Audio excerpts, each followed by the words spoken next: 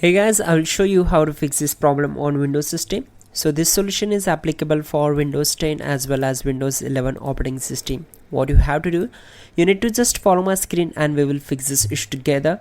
In the first step, we need to right click on the start icon and click on settings. Then on this window, we need to click on these three lines and go to apps section. Then we need to click on install apps, and here we need to find out the Microsoft Store. And just scroll down and here you will get the Microsoft Store. Here it is. Just click on three lines, go to advanced options, and we need to go to the reset section and click on repair. So this will take few seconds to complete the process.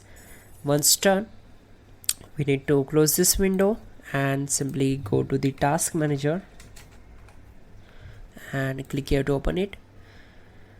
On this window we need to click on this run new task. Here it is, and this will open a new window that will be create new task. So click on browse button.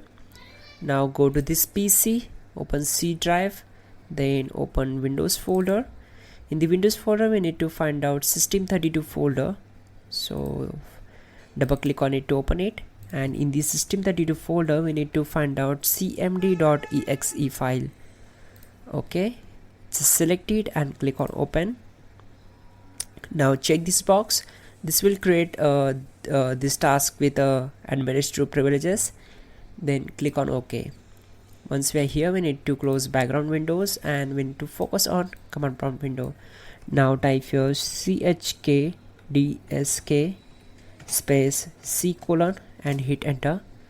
So this command will take a few time, around 4 to 5 minutes to complete the process. And once done, we need to execute the next command, that will be sfc space /scan now, and we will hit enter to execute the command. That command also will take around 10 to 15 minutes, depends upon your computer configuration. So after this command completes, we will gonna execute that command. Here we go, type in sfc space /scan now and hit enter.